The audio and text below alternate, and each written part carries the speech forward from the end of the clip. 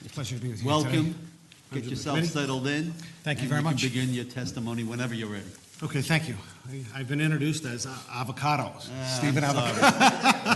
That was something. You've been called worse. Yeah, I've been called worse. And believe me, I practiced ahead of time, and I blew it. No problem at all. Thank you so much for having me, to the committees, the Cities Committee and the Local Government Committee.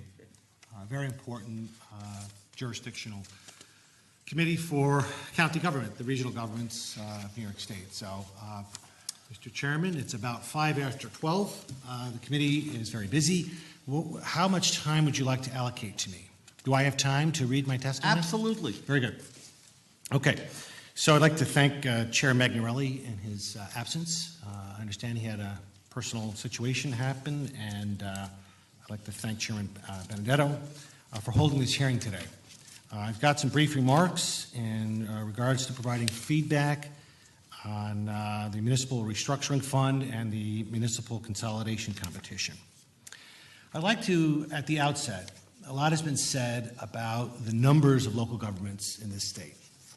And I'd like to, at the outset, certainly to the Cities Committee and Local Government Committee, despite the claims that there are 10,000 plus local governments in New York State, there are in fact 1,596 general purpose local governments, and that is according to the state comptroller, not according to the State Association of Counties, but according to the state comptroller.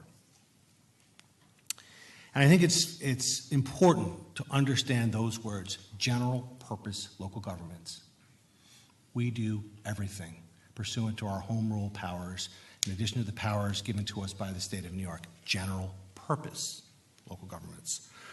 These governments include the 57 counties outside of New York, the 62 cities, the 932 towns, and the 545 villages.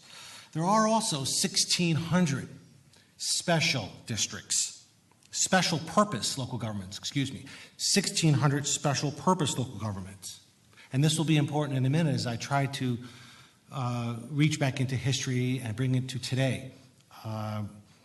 Special purpose local governments, which include our school and our fire districts. There are several thousand special districts, of which 95% are under the control of town government. And these entities are created pursuant to the state constitution, or every one of them an act of the state legislature, state law. The creation of these districts came at the request of the citizens in a particular local community and must be approved also by the state comptroller or the legislature. But specialization in government stems directly from a quote our governor frequently refers to, the famous Franklin Delano Roosevelt, the last New Yorker to occupy the White House. He talked back then in the 1930s about property taxes being too high in the late 1920s into the 1930s. We have to ask ourselves why. Why was that occurring, those property taxes back then, and take a look at why they're occurring today. But while some level of segregation, and I'm on page 2 in the middle, in a municipal service delivery was occurring before FDR, it was taken to a whole nother level thereafter, for better or for worse. Segregation of government. The specialization of local government began under FDR, leading to what we have today known as the school districts, the special purpose local government districts. We were already there, the 1,596 general purpose local governments. So the specialization of local government occurred at that point in time. So in the post-World War II era, specialization in government, rather than general purpose, became the preferred model. And this specialization required the counties to administer, partially fund welfare, social service districts, health programs. At the same time, the state specifically precluded the towns, the villages, and the cities from providing that same service. In other cases, counties, towns, and villages and cities were allowed to provide certain services under state law, including public safety, waste disposal, parks, and transportation. In the final model, the state authority was granted to create special purpose local district designed to perform a single function: school, water, sewer, fire, lighting. That's how it started. Since 2011, and we look at where we are today, the governor and the legislature have authorized for an array of local government efficiency grant programs. This is a good thing that we're trying to address property taxes. This governor should be commended. This legislature should be commended for trying to address the property tax dilemma in this state, especially on Long Island, especially in upstate New York, but so too in New York City. As we review these programs that you have created over the past 7 years, we're tracking $625 million. That starts to get my attention.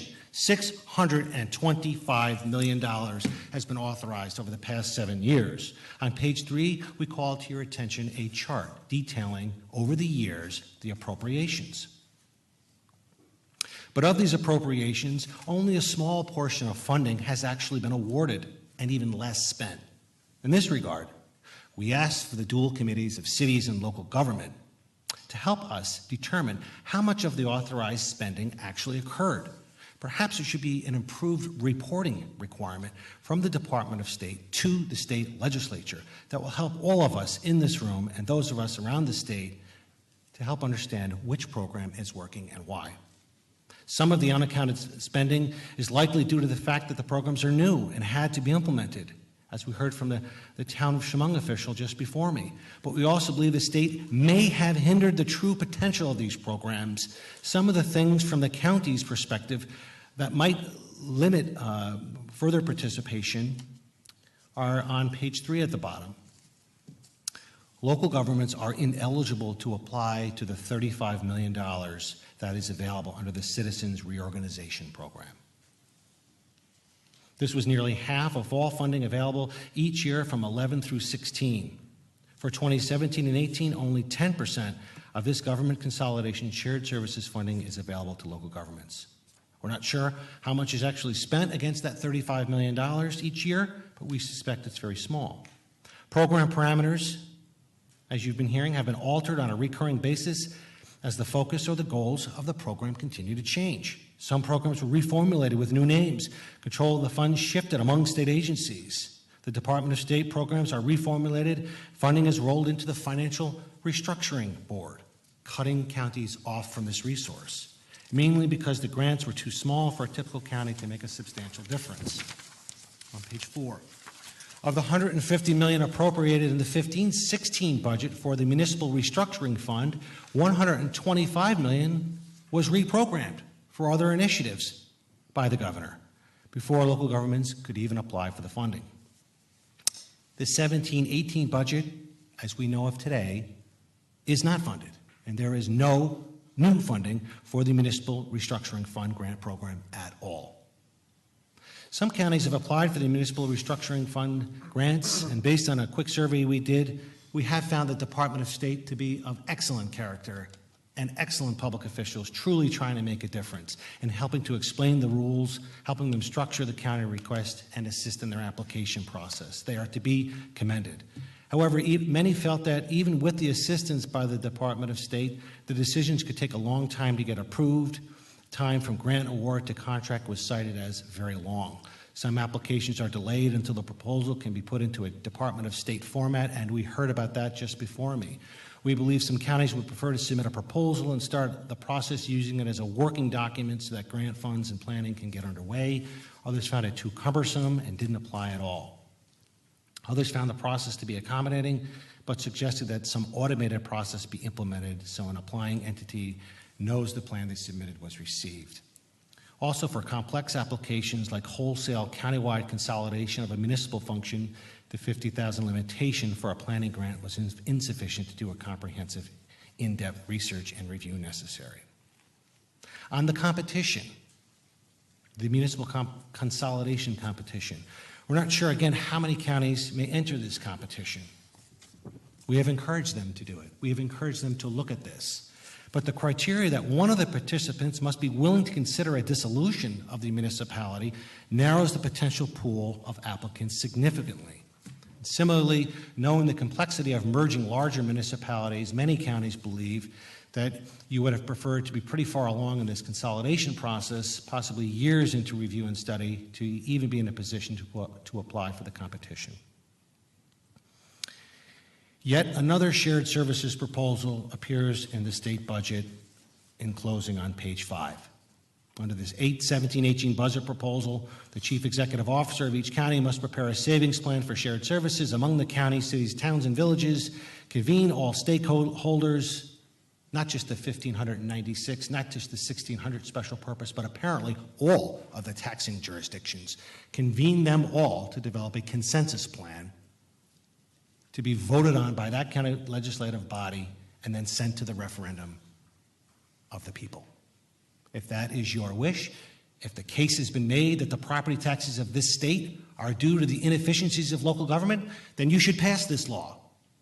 However, if that is not your conclusion, and the case has not been made, and from the county's perspective, 99% of the property tax collected by the counties of this state for county property taxes are for state-mandated programs and services, then this proposal should be rejected and the attention should be placed on mandate relief where it properly belongs. The plan must be submitted to the county legislature by August of this year. The county legislature may make modifications to the plan, and it must go to a November 2017 referendum. There is no state funding to cover the cost associated with putting the tax plan savings together, including the referendum on the ballot or implementing the proposal, and it represents one more state proposal and what has become an illusory series of shared services, consolidation, dissolution programs coming annually out of the state capitol. In conclusion, Mr. Chairman and members of this committee, we recommend limiting the seemingly endless redesign and purposes of this program so that we can actually thoroughly evaluate a grant program for its effectiveness. Let's tap the brakes. Let's prove out a model that's already in statute to see if it works. And with that said, I'm available for some questions that you might have. We will be submitting budget testimony further along this point.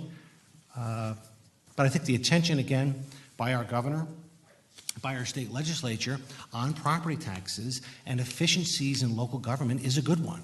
But if we're talking about referendums here, it's starting to sound like initiative and referendum. Should we be doing initiative and referendum to tell the state legislature how to consolidate and share services at the state level? Because in a sense, that's what you're asking of the local governments. This is a representative democracy. The local elected officials are elected to serve their constituents and to make these decisions on behalf of the people. Thank you. Mr. Acquario, thank you very much for your testimony. You seem to be quite passionate in your statement. And what I have here in my hand is your answer. Am I correct in what the governor has proposed over the years? Not necessarily a bad thing. No. Okay. What you're saying, though, it's kind of not put out there too correctly, and maybe this is a better way to do it. Am I correct in that assessment? The report, Mr. Chairman, details the efficiencies that we have done over the past few years that total over $500 million in shared services and efficiencies by the local governments of the state, the general purpose local governments, which in some instances include the special purpose local governments and the special districts all participating together. What's missing from this discussion, what's missing from this proposal are the school districts. Why can't counties work more with BOCES? Why can't counties work more with school districts? Why are there prohibitions in statute, barriers in statute that prevent us? So we submitted that report to your attention to show you what we have been doing and show you that further attention should be placed on the mandated services that we're required to deliver. When the whole proposal was put forth by the governor a couple of years ago, did you have various counties, various municipalities within those counties reaching out to you, asking for your help, your advice in how they can possibly tap into this fund? The association has been here almost for 100 years. We have been doing this for nearly 100 years. It is the entire purpose of our existence, and that is to share services, to explain what happens in Westchester, what's going on in New York City and the boroughs, and how that can affect Long Island, to Capital District, Western New York, the Adirondack communities, they all come together, they share services. They are frequently calling us, and we are frequently giving them advice on how to work together. More importantly, how to consolidate, become more efficient with our local governments. So yes, they have called us. And there are instances in this state where the proposal that the governor, the outcome, the goal this governor is trying to achieve, to empower the citizens to get the most maximum efficiency of their property taxes, to reduce property taxes. What he's trying to achieve is a laudable goal. It's a good goal. Thankfully, we have a governor that cares this much. I've never seen a governor address property taxes or talk about property taxes as much as this governor's been doing. And there are instances in the state, like Chemung County, like Onondaga County, like Ulster County, where they've expressed a desire to do this type of work. But a mandated referendum perhaps takes it a step too much. Gotcha. Gentlemen, Stephen? I thank you for this document especially. I think one of the issues that sort of questions that was raised in the last testimony that is apparent to, I think, everybody is that there's a lot of shared service activity that goes on for which the local governments don't apply for a state grant, so it may not be on the radar. So what you're doing at the county level with this document is trying to pull together some of the results that have occurred already. I guess the one question I would have is, you know, in Connecticut they don't have county governments. And the things that the county government does in New York are things that in Connecticut are either done by the local governments less efficiently or done by the state of Connecticut. Right. So in a sense, county governments in New York State are by definition a shared service entity. You're doing things that would have to be done probably less efficiently by others. But maybe could you tell us more about, in the last few years, new requests from locals to your members, county governments, for maybe taking on some functions for them or providing services. One of the things that the state has done is combined back office services of state agencies. And so the thought maybe is some of that can be done by counties, although local governments don't actually have a lot of back office service costs, especially the smaller ones, to speak of. So there may or may not be savings there. But can you give us some examples of that kind of movement that has occurred more organically? Well, I think the best answer is that you're correct. Some of you noticed the New England states do not have a county government structure. It's largely limited to the courthouse and to the jail. The New York counties have evolved since the 1960s, bearing more and more and more of the state's responsibilities. We are sending $12 billion to the state of New York in local taxation that is not reflected in your state budget. $12 billion in local taxation.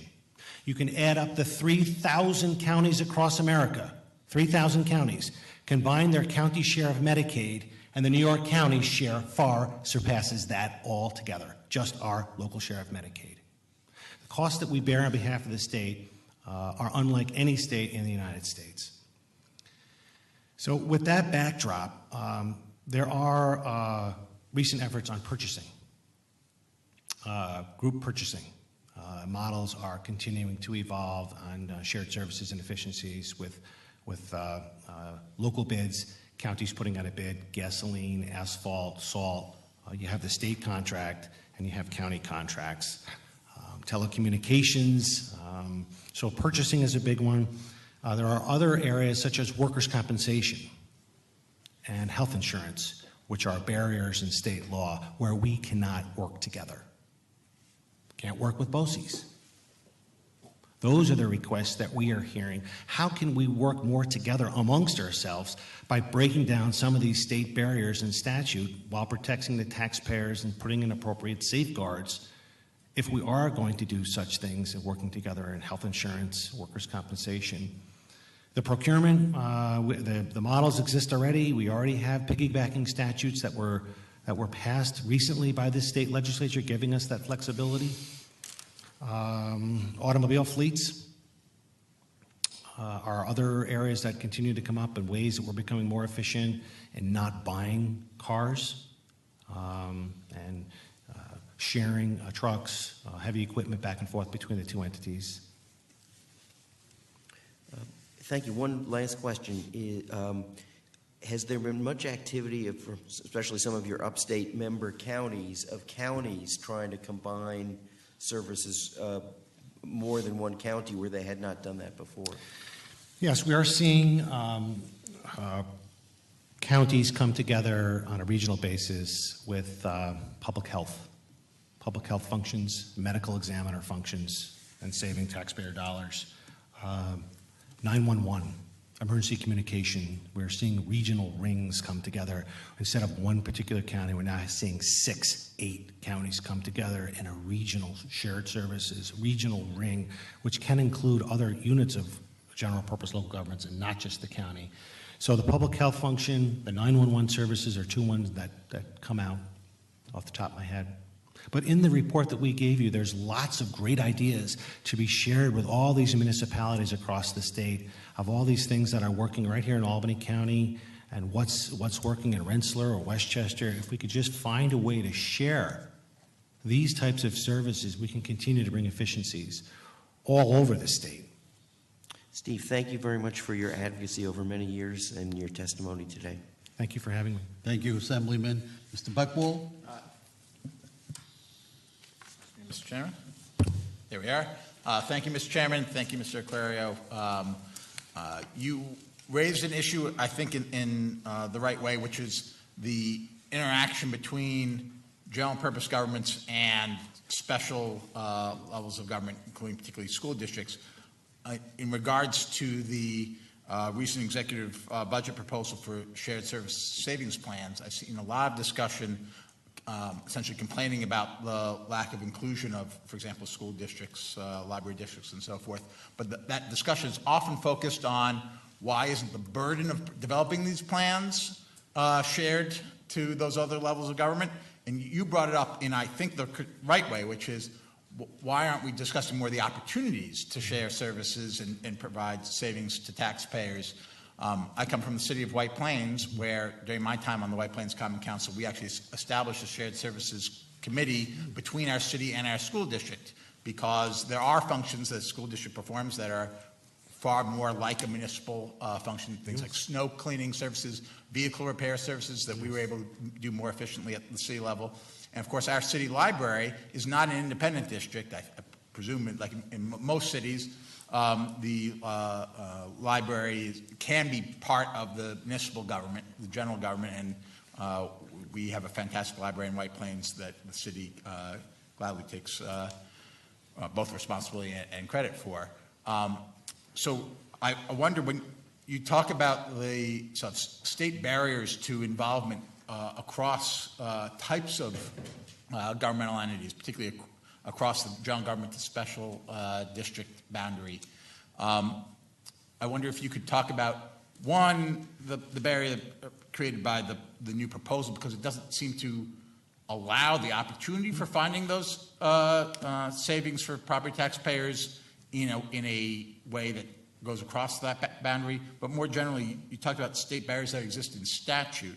I wonder whether the New York State Association of Counties has identified some legislative proposals for things that could allow either counties or, to your colleagues in other government levels, villages, towns, cities, opportunities that we could be providing for essentially either general government entities to take over or in general just work with special services built schools, special districts, that is school districts, fire districts, and library districts, sorts of things that usually are not actually created by the town government or local government per se, but that obviously exist and serve the same residents. To the extent that there are actually updates we should be doing to statutes to effectuate some of these potential plans that either have been put together or might in the future be put together. That'd be very useful. Well, congratulations on your former work with the city council. Was it city council? City, yeah, Common city Council, but yes. Common Council in White Plains. I think that we have identified proposals in workers' comp and in health insurance. We need to go back, refine those proposals, and we need to have further discussions with the other municipal associations to see where are their areas. Why were school districts who've been in every proposal by our governor, every one, exempt from this? It means we shouldn't be working with school districts? That's the message that's coming out of this Capitol. I don't understand that. We want to work with school districts. We want to work in the best interest of the local taxpayers in any way that we can. But we should be given the tools to do that. If there are ways for us to be partnering with BOCES on information technology, which Assemblyman Otis is another area that has come up, IT functions. The licensings are very expensive to get these licensing functions for financial software. So if we could work towards IT solutions is another area. But I need to come back, Assemblyman Buckwald, and figure out what are some of those barriers. Bring them to your attention, some of these proposals that we see out there. Talk to our members. Our delegation convenes next week. We need to ask them, what are you doing out there? What can't you do that you need to be given authority to work together? And provide more opportunities for local government shared services. Because unless we're doing an initiative and referendum in this state, then why are we forcing referendums at the local level? It just makes no sense.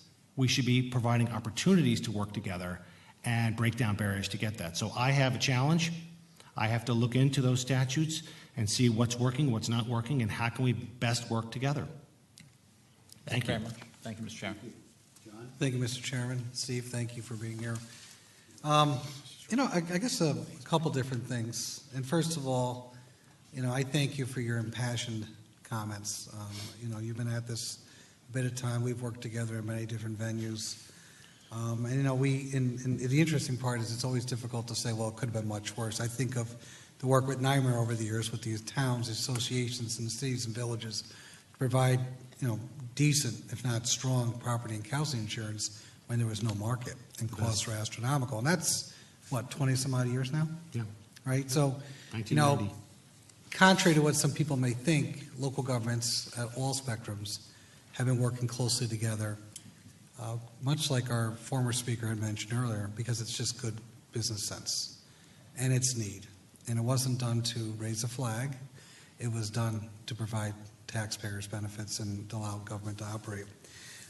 I just want to make sure I understand this probably, because I guess in all my years in government, I don't think I really understood this.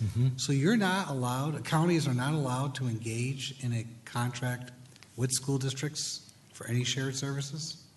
We are prohibited from working with BOCES. Yeah.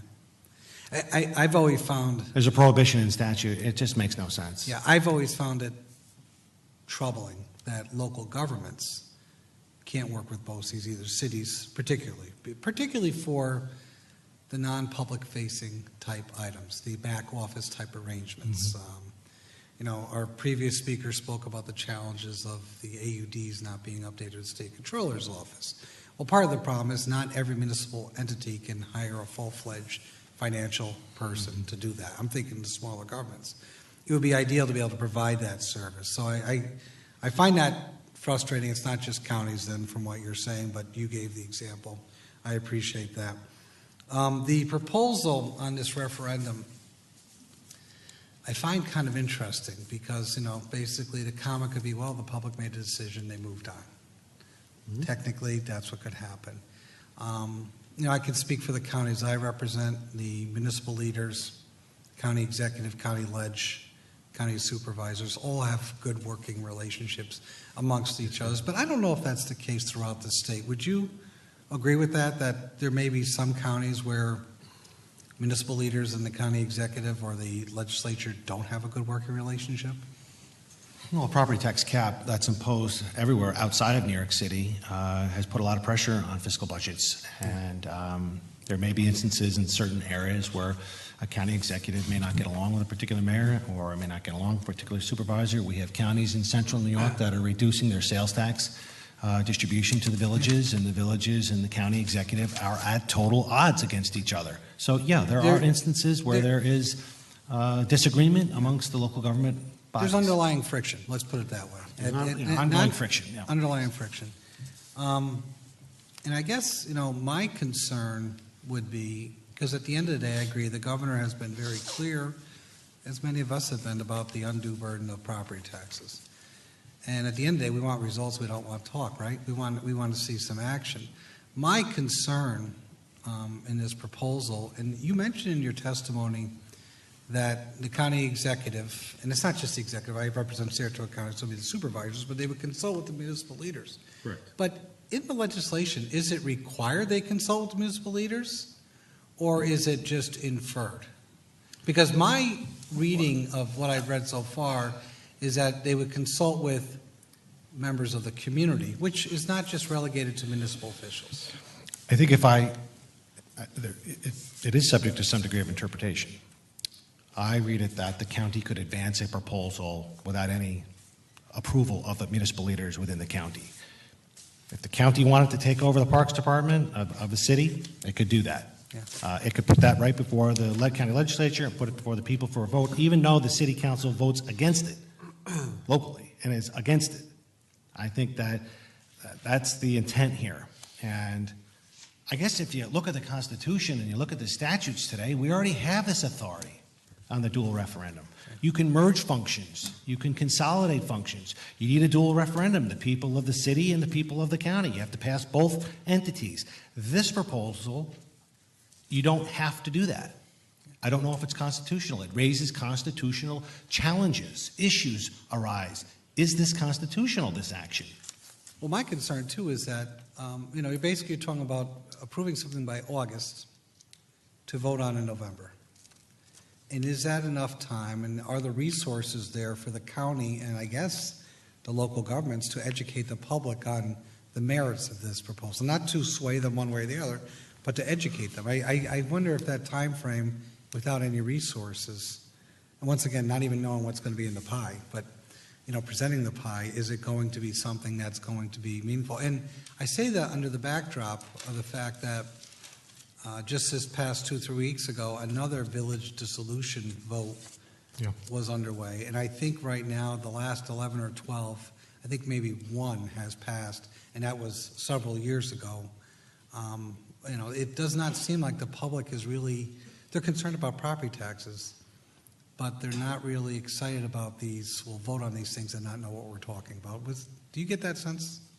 People really identify with their community they live in. I'm sorry, I didn't hear. People really identify with the community that they live in, and if that entity was dissolved, they would feel a sense of loss, and perhaps that's why the village dissolution votes are going down. I don't have any other explanation other than they like their local governments. It's a very trusted form of government. It's directly accountable to the people. They see each other in the grocery store, in the library, on the streets, with their children at the football games.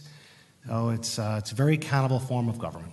My final comment question, I guess, would be, one of the largest efforts, our colleague Pat Fahey led the way in the Assembly, Senator DeFrancesco led the way in the Senate for indigent legal services, and passed unanimously in both houses. The governor vetoed it with, I think, reservation. I think at the end of the day, we all agree that many of our individuals are not being provided the proper legal representation, but the price tag, at least the purported price tag of $500 million, was not insignificant. Mm-hmm. And in my thinking on the whole process, granted that $500 million comes from a variety of different ways. It's expanding representation, which is necessary. So that's expanding upon our service. But at the same token, ideally, the counties would have been seeing some reduction of their expenses if this had passed. Is that a fair comment? Yes, over a 7 to 10 year period. Yeah. So one of my feelings on this whole process is that, I'm a firm believer, local government officials, they'll do the right thing locally. They'll share the fire truck purchase, which has been done in Grand Island. They'll merge communications like we did in Northern Albany County. Those things actually provide real savings, and you work with the counties, and it's worked out very well. But at the end of the day, when you look at what's driving the county's biggest financial challenges, it's Medicaid, it's ILS, It's the 90 cents of every dollar. Child welfare Right, yeah, program, safety right. net, yes. You guys have been very kind to send your agenda many times, and I see it very clearly. But wouldn't it be better is if maybe, because basically you're a state agency at the end of the day. You're just at the local level. But don't forget, we have the dual function. While we are a state agency, a state agent, we also have that general purpose local government function at the same time. Right. Wouldn't it be better going forward that when we can reduce some of the expense at the local level, that we use that to provide, and maybe, I don't know how your members feel, but this, almost prescribe it into the law that there be a corresponding percentage reduction of the property tax levy. Can't be dollar for dollar because it's just not practical, but, for example, if we were going to save $100 million with ILS passing, say it's a fictitious number, could there be a commitment at the county level that a corresponding percentage reduction of their tax levy would have been included? Is that something that, we might want to look at? Because I firmly believe the best way we're going to get meaningful tax reduction, which we all want, the governor right on down, is by actually the state looking at what services can we start to take more responsibility for. That responsibility that was given away, as you so well articulated early in the presentation. Well, that is your prerogative as a state lawmaker. If that's what you feel is in the best interest of the people of the state of New York, you represent the people of the state of New York. You no longer represent directly the people of the state of Cohoes. You represent the people of the state of New York. And if you feel in your judgment that that's what you should do as a body, is to require the counties to reduce it by some way, that's your prerogative. My opinion on that would be, watch what you're doing. Be very careful. I could not support that because I'm looking at the elimination of the Affordable Care Act, the ACA, with a $400 million shift right back directly to county governments. But yet you've required us to reduce our taxes, and at the same time, I've got 14 other categories going up well above a 2% increase. It's just very hard to balance the scales. With that said, I can appreciate the statement, and I can appreciate the governor's intention of how do we reduce property taxes so people can afford to live in Westchester County or afford to live on Long Island, where property taxes are very, very high. 65% of any community in New York State is school taxes, are the property tax bill, 65%. But that's not part of this referendum initiative. It's not part of these consolidation plans, but it has been every step of the way up until today. But I would encourage you to look at it. Yes, it should be part of the discussion. Of course, it should be part of the discussion because David Lucas is reminding me from our office here that there's been no new unfunded mandates legislation. Nothing was been enacted. Or what are you trying to say, Dave? I think what we're trying to say is if you're directing the savings that are provided to the counties because the state takes more responsibility for its own programs, directing a percentage at the property tax, you would have to simultaneously ensure the other mandates never increase again. I should have prefaced my comments with the fact that Good point. watch out for all the moving parts, first of all. And many times in the past, we've heard the state shepherd the fact, hey, we cut down some unfunded mandates, and then we added 2 or 3 more like early intervention, things like that. There's cost shifting in this budget that's before you now in foster care, Title 20 programs. So if you required us to reduce the levy and then on the other side it goes up. Right, and that's with all things being considered equal. Thank you very much. Thank you. John, thank you very much. Mr. Aquario, I thank you for your testimony. It was to point and quite passionate, and I think your message has been delivered, and hopefully will benefit from it, and so will the state. Thank you for coming, and safe travel back. To everybody participating, my colleagues, the fine staff of cities and local governments for putting this all together, we appreciate, and everybody who came and sat through this, we appreciate you being here. It makes us like we're speaking to somebody, and that's a good feeling. And we'll put this to an end. Thank you for coming, everyone. Thank you.